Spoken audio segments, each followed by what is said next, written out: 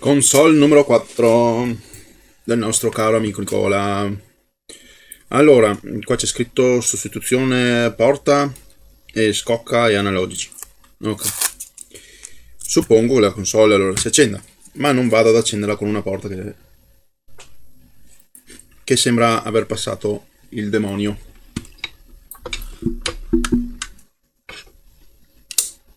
Andiamo subito a verificare cosa ci dice questa nostra porta. Siamo che, come vedete, abbiamo un bel po' di piedini là ammassati sul retro. Non è molto evidente, perché l'immagine è un po' scura, sinceramente, per via del giallo della console, e la telecamera riflette il giallo. Comunque, abbiamo una porta da cambiare e una console da testare. Quindi la prima cosa che facciamo è smontare la console, e si nota che praticamente adesso qua è rotto, è parecchio rovinata ovunque, quindi non mi sorprende che serve una scocca nuova, insomma, ecco. Va bene, andiamo dentro alla console.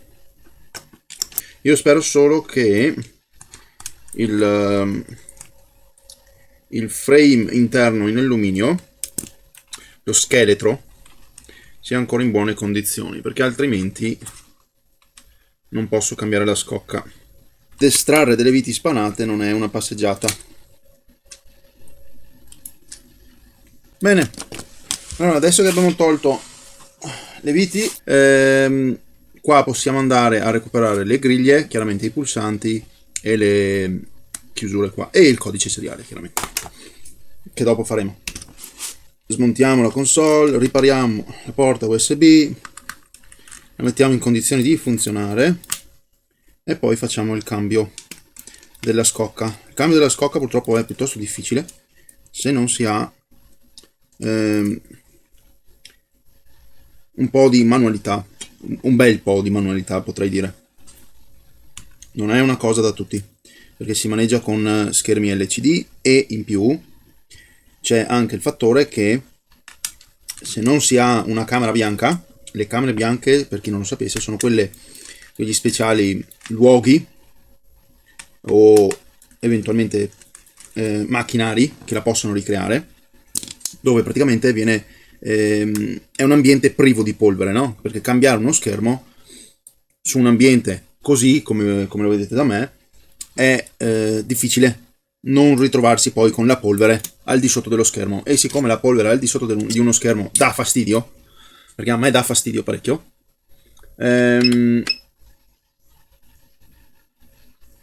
magari ad alcune persone non gli interessa niente, ma a me sì. Allora, per l'occasione mi sono procurato anche la camera bianca per fare questi lavori qua. Agevola un attimino, ma non impedisce che la polvere entri, cioè, è difficile. E comunque rimane un lavoro molto complicato. Bene, allora abbiamo la porta qui, però prima facciamo un controllino su M92, giusto per verificare che il chip sia ancora in buono stato. Quindi prendiamo il multimetro e andiamo a verificare.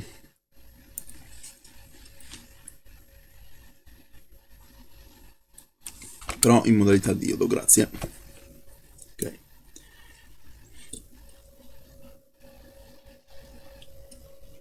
Va bene, va bene, va bene, va bene. Perfetto. Fantastico. Meraviglioso, favoloso. Allora cambiamo solo la porta. Come facciamo a cambiare la porta? La porta la cambiamo con l'aiuto della nostra piastra. Eccola qua, piastra di supporto con magneti neodimio. questa la volete, se la volete, la potete trovare nel mio shop online disponibile per l'acquisto.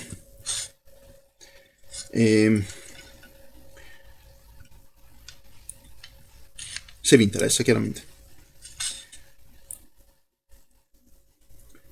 Allora, direi ci posizioniamo più o meno così. Bene. E adesso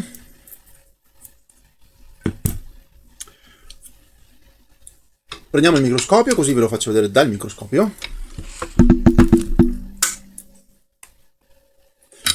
Prendiamo il saldatore, prendiamo lo stagno e mischiamo, ok, le gambine di sostegno con lo stagno al piombo. Lo stagno al piombo, aiutando ad abbassare la temperatura, permette di fare un lavoro un attimino più veloce. Qual è l'unico inconveniente delle porte USB-C per la Nintendo Switch? Che non hanno il passaggio disponibile per i piedini che ci stanno sotto, perché le porte USB-C, come sapete, o per chi non lo sapesse, sono provviste di 2 file di piedini al di sotto. Quindi una ci si può arrivare, ma l'altra no. Perché io faccio questa cosa qua? Perché i piedi di ancoraggio, siccome sono punti di massa e la massa dissipa un sacco di calore, lo faccio perché in questa maniera qua i punti di ancoraggio si sciolgono un po' prima e quindi la porta poi risulta trattenersi solo dai piedini. Quando i piedini sono pronti, cade giù da sola. Tutto qua. Perché magari dopo i piedini sono pronti, ma non i punti di ancoraggio. E quindi rischiamo di rovinare la scheda, di dargli troppo calore per niente. Quindi ci permette di fare un lavoro un attimino più veloce e più in sicurezza.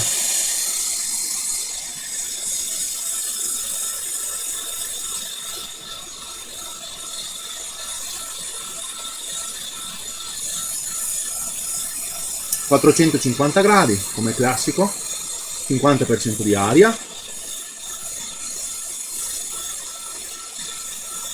Quando sarà tutto pronto, vedrete la porta che cade da sola. Andiamo ad aiutare anche un po' con il saldatore. Vedete che sta crollando? Ecco, è caduta. Si dà un attimo di spintarella. Ecco.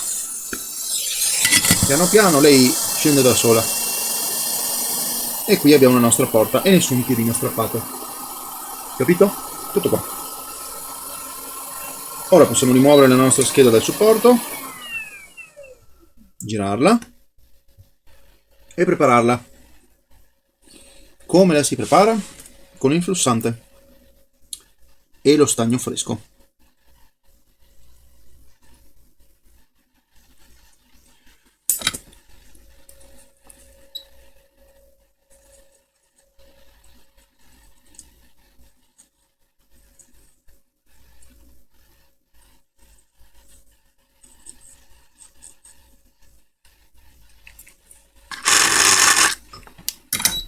Bene, adesso la porta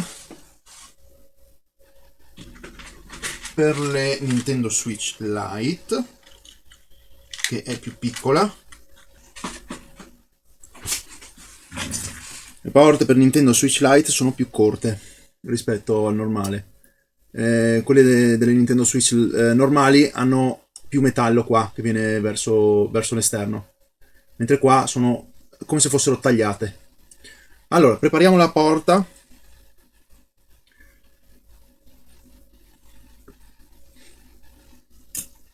Usiamo un flussante. Bene. Adesso il flussante lì lo possiamo anche lasciare. Dopo dipende, come si può dire, dall'esperienza che ha una persona. Quanto lasciarne, se lasciarlo, eccetera. Quindi è in base alla vostra scelta e alla vostra esperienza. Prendiamo la nostra scheda. Ho pulito dal flussante che c'era, ce n'è ancora un velo, ma va bene così. Adesso noi posizioniamo la nostra porta qui. Il punto è che adesso non possiamo più andare a prendere la nostra piastra di supporto, ma dobbiamo andare fuori dal banco, o perlomeno dovremmo prendere una di quelle, come si chiamano? Acco Omnivice, che non sono altro che praticamente dei... aspettate, non sono altro che dei cilindri, ok? Più o meno di un'altezza così, di circa tra i 10 e i 20 centimetri, altezza regolabile addirittura. E niente, ti fanno da morsa, la tengono alta e allora tu puoi andare da sotto con l'aria calda. Ma siccome io non ce l'ho e costano un occhio della testa, io come classico vado al di fuori, del banco da lavoro, arrivo con il microscopio e ve lo faccio vedere in questa maniera qua. Quindi aria 450 gradi, 50% di aria, ricordiamoci di muoverla perché qui stiamo con parti di plastica della porta, quindi più siamo in movimento meglio è per la porta, così evita di fondere la plastica.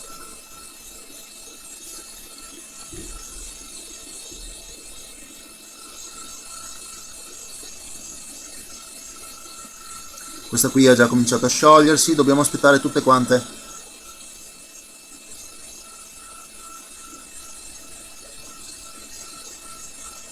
Manca questa qua. Sta cominciando a sciogliersi, ecco. Adesso la mettiamo in posizione.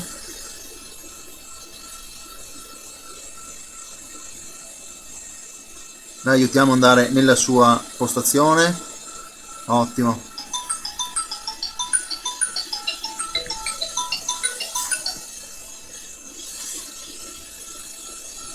Bene. Muoviamo un po' avanti e indietro. Teniamo premuto, schiacciamo un pochino. In modo che così possa fare buon contatto. Bene. A posto. Adesso lasciamo raffreddare e poi controlliamo le connessioni. Bene, allora adesso questa non ci serve più. La porta è saldata. Vediamo la situazione velocemente.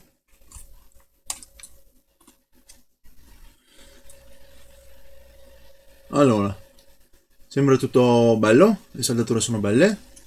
Qua dietro anche qua le saldature sono perfette e in più nessuno scioglimento, 0 di 0, niente, neanche un millesimo, non è stata sciolta per niente. Quindi adesso andiamo a provare a testare cosa succede. Allora, momento del test, momento del misuratore. Cosa abbiamo allora?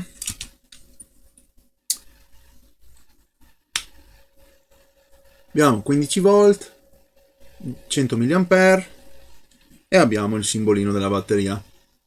Lasciamo che la batteria si carichi e andiamo a verificare tutto il funzionamento dopo. Ci siamo. Ecco qua. Molto bene. Ok, il touch funziona. Andiamo a vedere sistema 17.00, quindi ha bisogno di un aggiornamento. Allora vediamo subito internet. Sembra di sì, riesce a collegarsi a vedere la linea.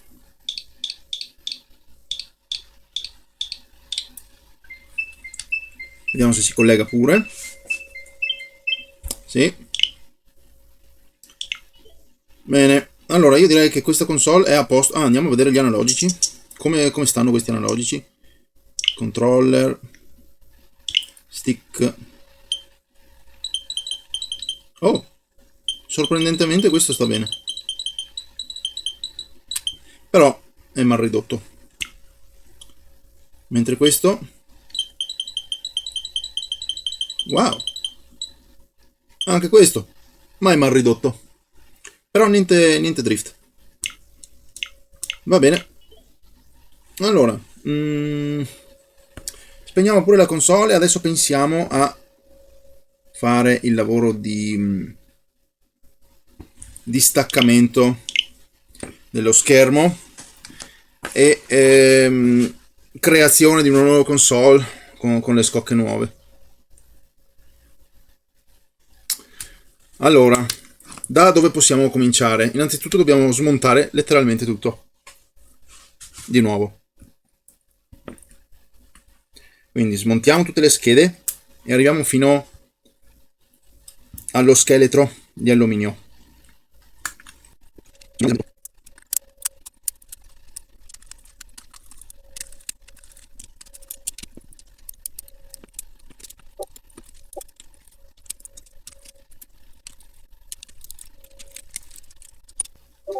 Bene, adesso arrivati a questo punto, vabbè, chiaramente dobbiamo prendere e tenere tutti i pulsantini perché non so se le scocche nuove hanno compreso nel kit i pulsantini nuovi, quindi dobbiamo tenere tutto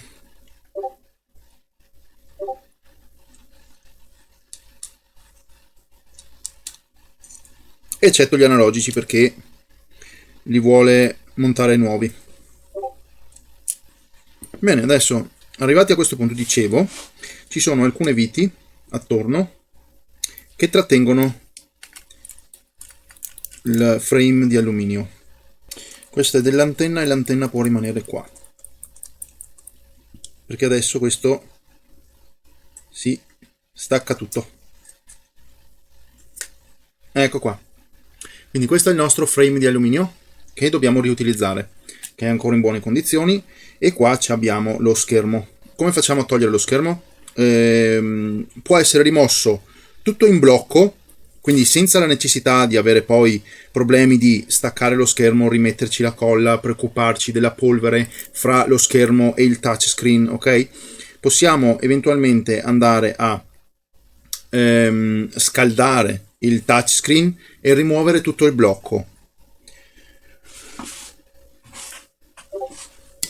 Quindi con l'aiuto dell'aria calda a temperature diciamo basse, potete usare anche l'asciugacapelli volendo, 150 gradi, 200 gradi massimo credo, ok?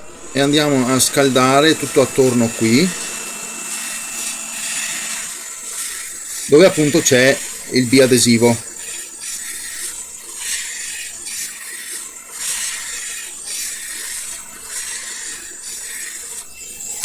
E con l'aiuto di un paio di attrezzi, e questi attrezzi sono una spatolina e una di queste cupole qua, una cosa piuttosto rudimentale, ma possiamo cominciare da un angolo. Possiamo cominciare da questo. Fate attenzione perché qui ci sono i cavi appunto, quindi evitate di andare a sollevare e a infilarci sotto questo, da questo lato qua, perché poi, che sarebbe il lato destro, ok? Questo è come si presenta. Andate sempre sul lato sinistro per quanto possibile. Se poi andate a danneggiare quei cavi là, niente, avete finito. Dovete andare a prendere un nuovo schermo e un nuovo touchscreen. Ok, adesso la cupolina ha una bella adesione. Possiamo cominciare. Allora, stavo dicendo, tra i 150 e i 200 gradi, e andiamo a scaldare tutto il bordo, specialmente qui.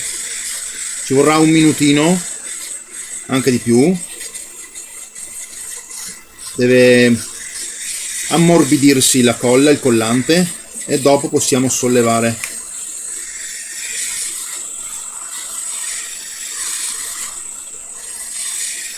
Non è un lavoro veloce, quindi portate pazienza. Sta cominciando a sollevarsi.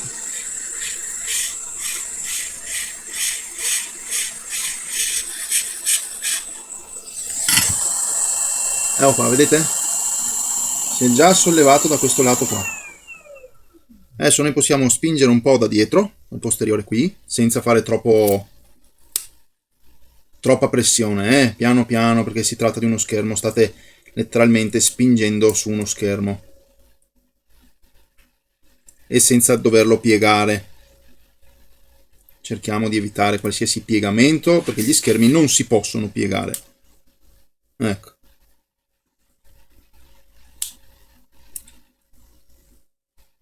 C'è l'ultima parte qua di biadesivo che sembra che non vuole venire via, e non è neanche servito questo in questo caso qua.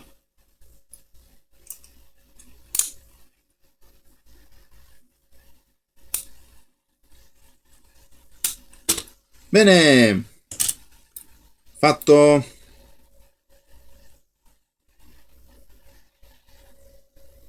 Forse in questo caso qua si riesce addirittura a riutilizzare il biadesivo, anche se non lo consiglio. Ci sono in commercio i biadesivi nuovi, già pretagliati, quindi perché non usarli? Comunque, ecco qua. Così non ci dobbiamo preoccupare della polvere al di sotto e niente di che. Adesso prendiamo una scocca nuova. Eccola qua, gentilmente fornita. Con tutti i pulsanti anche. Tutto nuovo, anche per le casse. Casse neanche serve, sinceramente. Ma nel caso qualcuno le dovesse appunto, come in questo caso qua, vedete che è rovinata, per qualunque motivo la possiamo cambiare.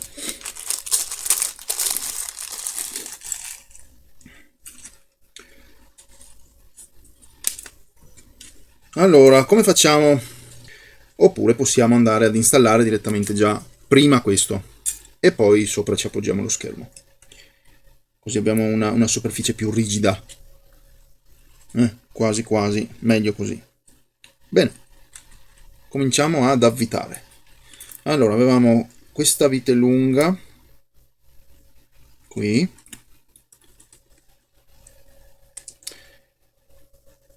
e 3 corte qui. Ora mettiamo i pulsanti, già che ci siamo, perché no? Ci sono praticamente già tutti i pulsanti, ci sono anche le cose qui.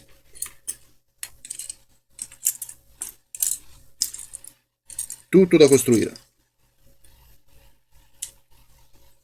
L'unica cosa che mancano sono le gommine, quindi dobbiamo tenerci le gommine, almeno in questo caso. Magari se c'è qualche kit che ve le include, sarebbe bello, perlomeno, dico io, immagino.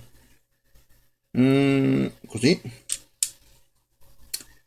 E la gommina. Una cosa che possiamo recuperare da qua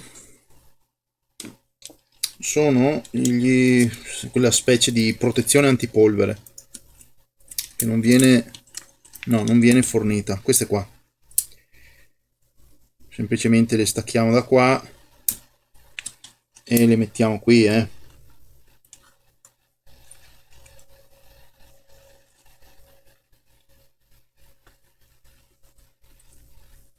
così possiamo anche già installare i nuovi analogici.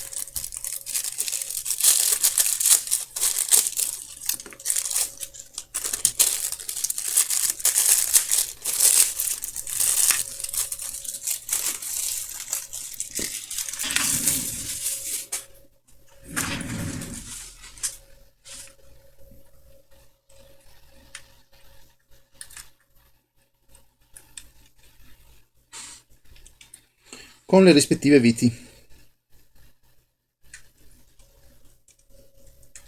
che però in questo caso ne manca una, quindi devo andare a recupero sulla scatola delle viti. Adesso lo facciamo anche da quest'altro lato qua.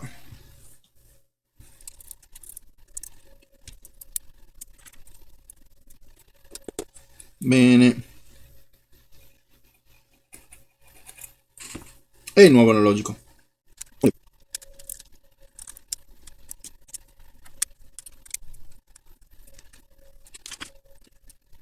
Adesso però abbiamo bisogno dello schermo, perché lo schermo c'ha la retroilluminazione, il cavetto della retroilluminazione che deve andare al di sopra di questa scheda qua, se no non riusciamo a farlo. Quindi giriamo e andiamo a installare il nostro schermo.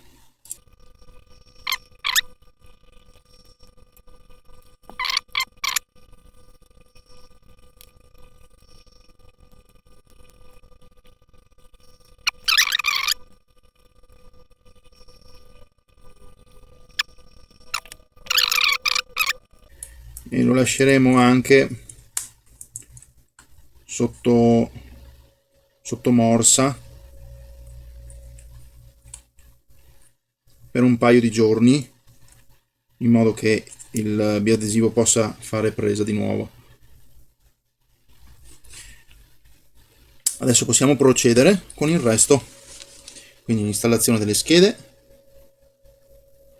e tutte le cose restanti.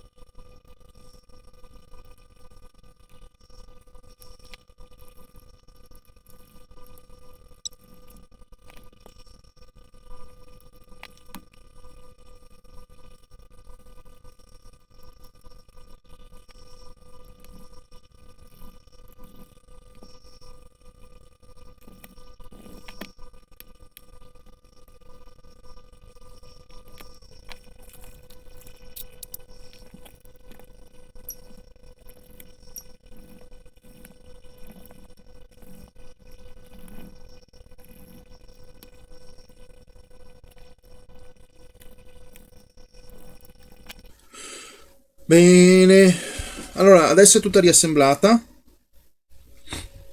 possiamo andare a testare di nuovo. Ah no, c'aveva la batteria scarica questa.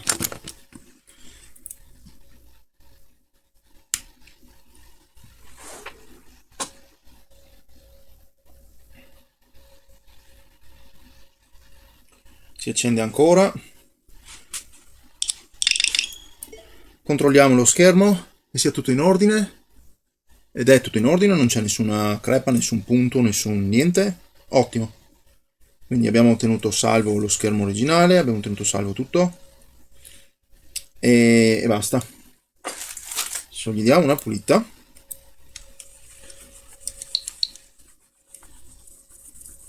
Lo schermo è in condizioni più o meno. Lo schermo è in buone condizioni, però mi è stato mandato anche un touchscreen di ricambio in teoria. Vediamo un po'. Eccolo qua.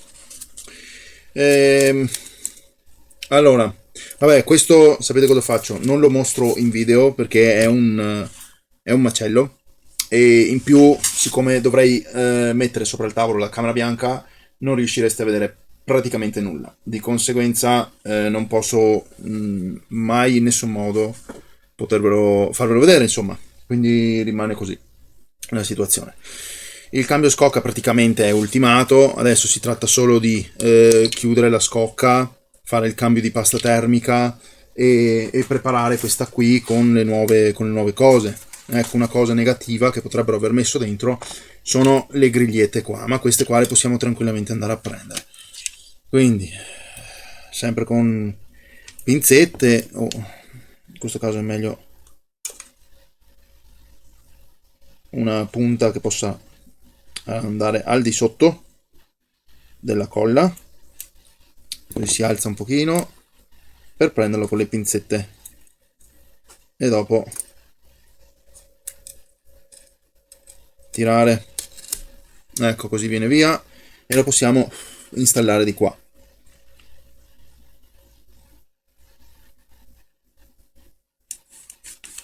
Fatto. Prendiamo anche l'altra.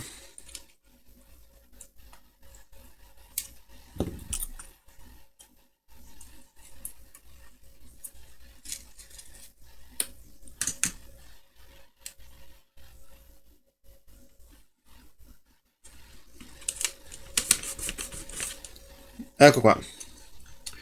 E adesso per queste cose qua, l'unica cosa che mi serve è questo qua, con i suoi pulsanti, che eventualmente li possiamo anche cambiare. Mettiamo nuovi, visto che ci sono, li mettiamo nuovi.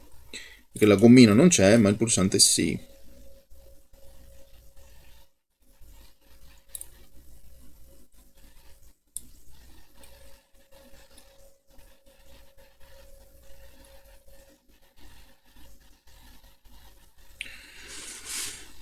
Su quella nuova.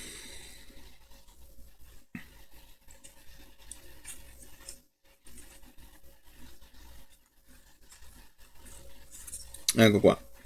E per quanto riguarda questi qua, abbiamo questo, ma non abbiamo l'altro. Fantastico, è un kit a metà. Quindi, ok.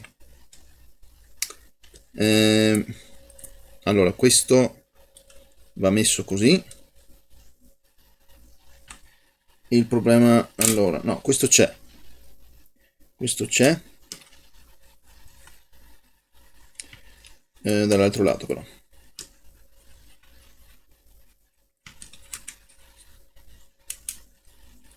E prendiamo la vite che c'è qua.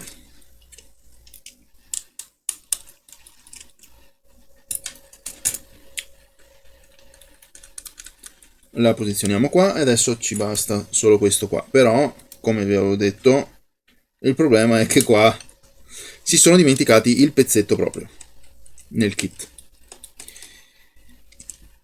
Male. Quindi bisogna andare a recuperarlo da qua.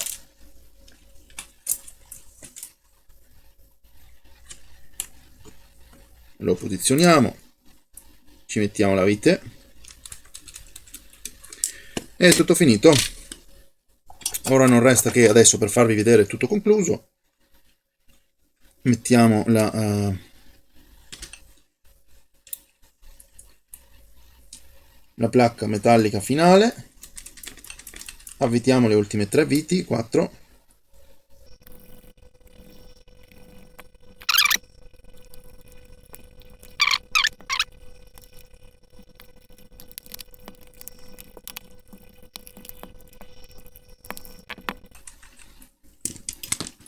Ecco qua, nuova, zecca zecca. Allora, cosa posso dire di queste scocche qua?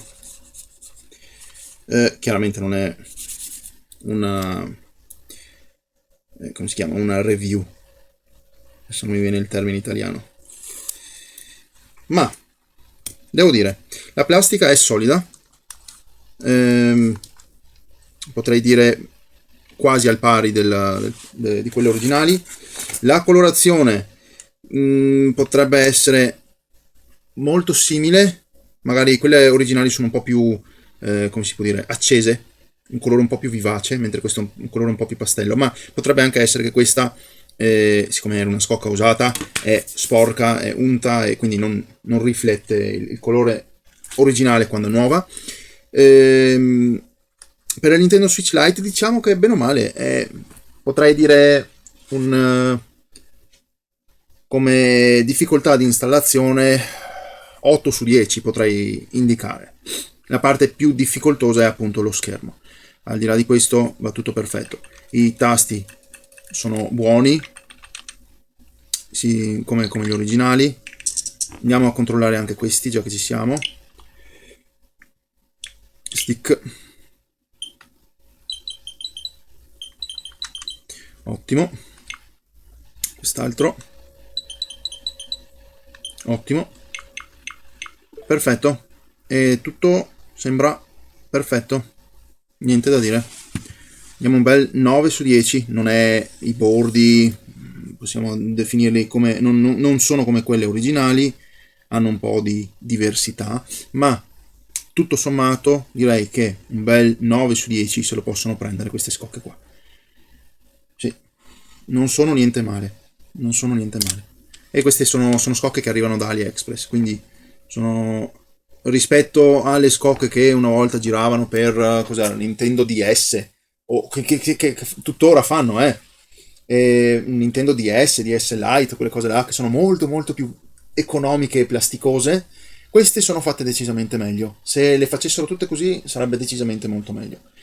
Al di là di questo, niente, non posso lamentarmi. È andato tutto liscio. Adesso la scocca è un po' plasticosa, nel senso che purtroppo nel sacchettino dove era è un po' si è piegata, ondulata e quindi ha preso un po' una forma un po' strana. Ma niente altro, dai, no. Finiamo qua, che tanto non serve nient'altro. La console è a posto. La scheda non è messa dentro bene, non riesco ad infilare la porta, devo andare a guardare che cos'ha. Oppure è la nuova scocca che non accetta bene. Facile anche questo. Ecco, magari un punto a sfavore è questa cosa qua. Devo andare a verificare un attimo cosa di diverso rispetto a questa, anche se non sembra, ma ha una diversità qua sulla porta USB-C.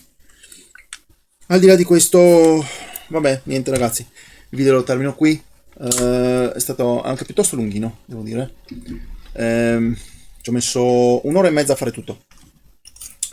Voi magari potreste metterci 2 o 3 ore a fare il cambio scocca, ma vabbè. Quindi, ragazzi, siamo arrivati alla conclusione.